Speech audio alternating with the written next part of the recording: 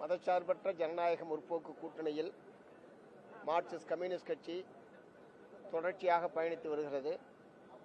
வரக்கூடிய 2026 சட்டப்பேரவை தேர்தலிலும் மார்க்சிஸ்ட் கம்யூனிஸ்ட் கட்சி திமுக தலைமையிலான மதச்சார்பற்ற ஜனநாயக முற்போக்கு கூட்டணியில் சேர்ந்து தொடர்ந்து தேர்தலை சந்திப்பது என்று ஏற்கனவே நாங்கள் முடிவெடுத்து அறிவித்திருக்கிறோம்.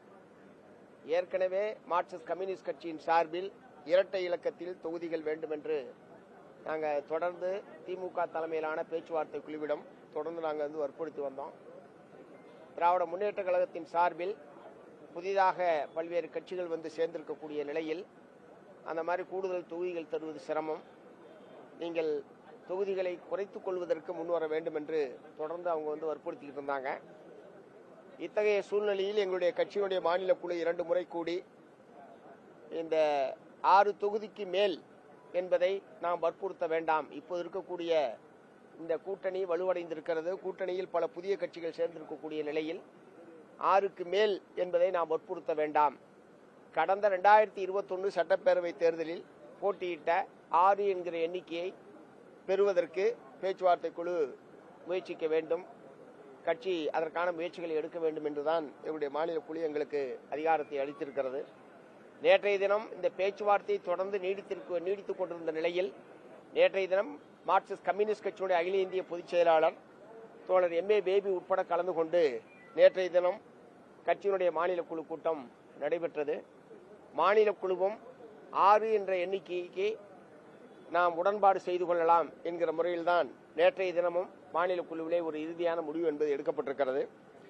இத்தகைய சூழ்நிலையில் இன்று மாண்புமிகு முதலமைச்சர் அவர்கள் அவரை நேரடியாக சந்தித்து இந்த தொகுதி உடன்பாடு சம்பந்தமாக பேசுவதற்காக அழைப்பு விடுத்திருந்தார். அந்த அடிப்படையில் முதலமைச்சர் உள்ளிட்ட பேச்சுவார்த்தை குழுவினர், அதே மாதிரி மார்க்சிஸ்ட் கம்யூனிஸ்ட் கட்சியின் சார்பில் நாங்கள் எங்களுடைய பேச்சுவார்த்தை குழு நேரடியாக சந்தித்து பேசியது. மாண்புமிகு முதலமைச்சர் அவர்கள் அவர்களுக்கு இருக்கிற தொகுதிகளை ஒதுக்கீடு செய்வதில் ஒரு பெரிய அணி, அதிகமான கட்சிகள் இருக்கிறது. ஆகவே தொகுதிகளை ஒதுக்கீடு செய்வதில் இருக்கக்கூடிய சிரமங்களை எங்களிடத்திலே பகிர்ந்து கொண்டார். ஆகவே மார்க்சிஸ்ட் கம்யூனிஸ்ட் கட்சி இந்த அணியில் நீடிக்க வேண்டும் என்று நாங்கள் விரும்புகிறோம். அதே நேரத்தில் இந்த 5 என்கிற எண்ணிக்கையை ஏற்க வேண்டும் என்பதை மாண்புமிகு முதலமைச்சர் அவர்கள் கேட்டுக்கொண்டிருக்கிறார்கள். 6 என்பதற்குத்தான் எங்களுடைய மாநில குழு எங்களுக்கு ஒப்புதல் தருவதற்கு அனுமதி வழங்கியிருக்கிறது. 5 என்பதை இப்போது நாங்கள் உடனடியாக ஒரு முடிவுக்கு வருவது சிரமம் என்பதை நாங்கள் சொல்லியிருக்கிறோம். மாண்புமிகு முதலமைச்சர் அவர்கள், நீங்கள் உங்கள் கமிட்டியில் போய் பேசிட்டே அதை பற்றி சொல்லுங்க, ஆனால் சாதகமான முடிவை நீங்கள் எடுக்க வேண்டும். அது நம்முடைய இந்த அணி தொடர்வதற்கும் 2026 சட்டப்பேரவை தேர்தலை நாம் அனைவரும் ஒருங்கிணைந்து சந்திப்பதற்கும் அது கட்டாயம் பயன்படும். ஆகவே நீங்கள் இந்த 5 என்கிற எண்ணிக்கைக்கு ஒத்துழைக்க வேண்டும் என்று கேட்டுக்கொண்டார். முதலமைச்சருடைய கருத்தை கட்சியினுடைய மாநில செயற்குழுவில் விவாதித்து அதனுடைய முடிவு என்ன என்பதை நாங்கள் உரிய முறையில் தலைவருக்கு செய்திகள் அனுப்புகிறோம் என்பதை சொல்லியிருக்கிறோம். மாநில செயற்குழு கூடி இந்த முதலமைச்சர் இப்படி வேண்டுகோள் விடுத்திருக்கிற நிலையில் அதை ஏற்பதா எப்படி என்பது சம்பந்தமாக நாங்கள் முடிவெடுப்போம் என்பதை தெரிவித்துக் கொள்கிறேன். அது மாலையோ நாளையோ அவசரமாக சந்திப்போம்.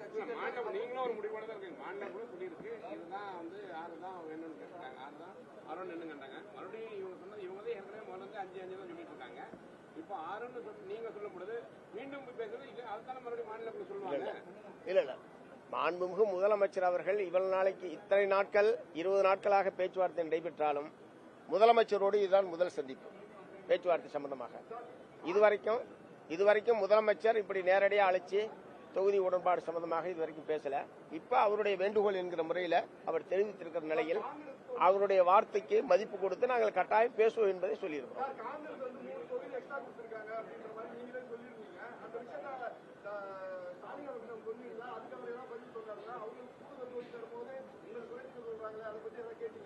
முதலமைச்சரே தெரிவிச்சாங்க, நாங்க ஏன் சொல்லலாம்? என்னமோ ஒரு ரகசிய விஷயம் மாதிரியே நீங்க கேட்டுட்டு இருக்கீங்க.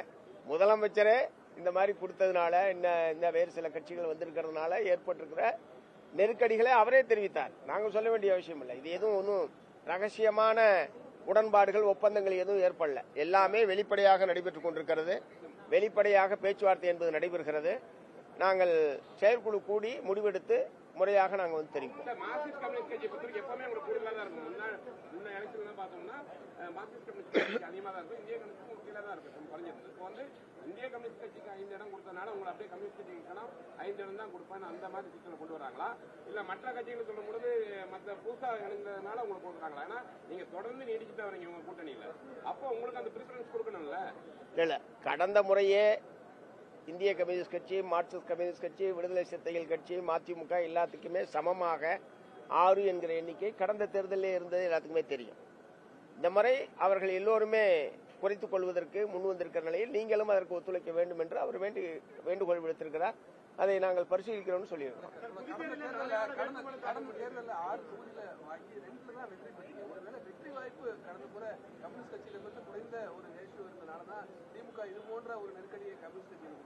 இல்ல மற்ற கட்சிகளுடைய வெற்றி வாய்ப்பு அதிகமாக இருக்கு. 6 தொகுதி வாங்கின கட்சிகள் கம்யூனிஸ்ட் கட்சியை பொறுத்தவரை 2 தொகுதிங்கிறது அந்த நெருக்கடி காரணம். அதாவது எங்களுடைய கட்சியினுடைய பலம் இருக்கிற மாவட்டங்களில் எங்களுக்கு கடந்த முறை தொகுதி என்பது ஒதுக்கீடு செய்யப்படவில்லை. கன்னியாகுமரியோ, கோயம்புத்தூரோ, திருப்பூரோ இந்த மாதிரி எங்களுடைய கட்சி வலுவாக இருக்கக்கூடிய மாவட்டங்களில் தொகுதி கிடைத்திருந்தால் நாங்கள் 6மே தான் வெற்றி பெற்றிருப்போம்.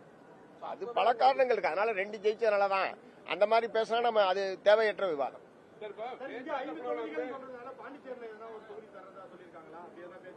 இல்ல இல்ல, பாண்டிச்சேரியை பத்தி நாங்க பேச்சுவார்த்தை கூட எப்பவுமே முதல்வர் சொன்னாங்க சொல்லியிருக்காங்க 5 தொகுதி. இப்ப நீங்க வந்து 5 தொகுதி 3 கட்ட பேச்சுவார்த்தையில நீங்க வந்து ஒரே குறிக்கோளோட இருந்தீங்க 6 தொகுதி வேணும், அவங்க 5 சொல்லிட்டே தான் இருந்திருக்காங்க. இந்த சூழ்நிலை மீண்டும் அவர் வந்து முதல்வருக்கு அது கண்டிப்பா தெரிஞ்சிருக்கும். இந்த சூழ்நிலை நீங்க வந்து உங்களுக்கு ஒரு பிரச்சனை வரும்பொழுது இப்ப முதல்வர் வேண்டுகோள் வைக்கலாம்னு வச்சுக்கீங்களேன். இப்ப இதுக்கு நீங்க வந்து அந்த 5 தொகுதியும் போது உங்களுக்கு விருப்பப்பட்ட தொகுதியை கேட்டு ஏதாவது சொல்லியிருக்கீங்களா? முதல்ல நம்பரை முடிவு பண்றது தான். நான் பலமுறை சொல்லிட்டேன், முதல்ல நம்பரை முடிவு பண்றது, அதுக்கப்புறம் தான் தொகுதிகள் பட்டியல், அதுக்கப்புறம் தான் வழங்குவோம். இப்பயும் அதே தான். மாநிலக்குள்ள வந்து ஒத்துக்கலாம்னு வச்சுக்கீங்க, என்ன பண்ணுவீங்க? அது அதுக்கப்புறம் யூகத்திலேயே கேள்வி கேட்குறீங்க. ஏதாவது பாருங்க, மதச்சார்பற்ற ஜனநாயக முற்போக்கு கூட்டணியில் இருந்துதான் 2026 சட்டப்பேரவை தேர்தலை மார்க்சிஸ்ட் கம்யூனிஸ்ட் கட்சி சந்திக்கும். அது தொகுதி நம்பர்ன்றது தொகுதிக்காக எங்களுடைய எண்ணிக்கையை குறைக்க கூடாது என்று அதற்கான போராட்டத்தை நாங்கள் நடத்துவது என்பது வேறு. அதற்காக வேறு விதமான முடிவுகள் எதற்கும் மார்க்சிஸ்ட் கம்யூனிஸ்ட் கட்சி செல்லாது. அப்படிப்பட்ட எந்த நேரத்திலும் அப்படி ஒரு முடிவுக்கு நாங்கள் போனது கிடையாது.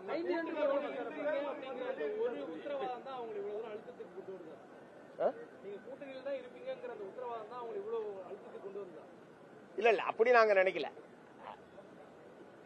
நினைக்கல.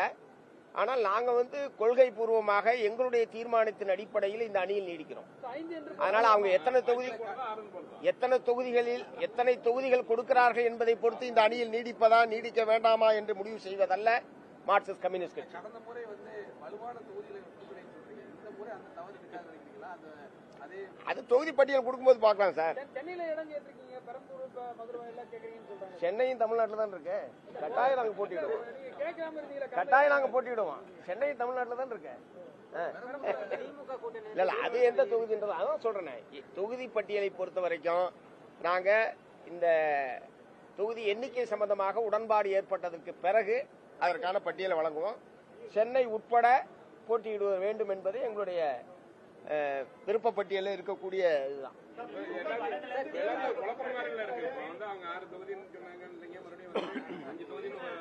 குழப்பம்லாம் ஒண்ணும் இல்லை சார். ஏன் நீங்க குழம்புறீங்க? குழப்பமே கிடையாது சார். எங்களுடைய மாநில குழு 6 தொகுதி பெற வேண்டும் என்பது எங்களுடைய மாநில குழுவுடைய முடிவு.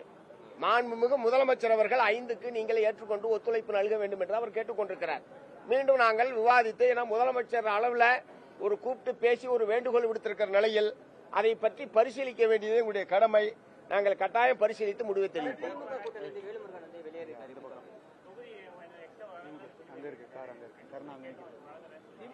இல்ல அதுல என்ன நடந்ததுன்னு தெரியாது. பட் நிறைய கட்சிகள் இருக்கக்கூடிய நிலையில் தொகுதிகள் சம்பந்தமான பேச்சுவார்த்தை இந்த மாதிரி நீடிப்பது என்பது தவிர்க்க முடியாத ஒன்று. அந்த அடிப்படையில் என்ன நடந்ததுன்றது அவரு தான் விளக்கணும். அவரு பேட்டியில் அவரு திரு வேல்முருகன் அவர்கள் சொல்லியிருக்கிறாரு. அது அவங்க அந்த திராவிட முன்னேற்ற கழகத்தோடு அவர் பேசியிருக்காரு. அது சம்பந்தமா அவர் விளக்கங்களை அவர் வந்து கொடுத்திருக்காரு.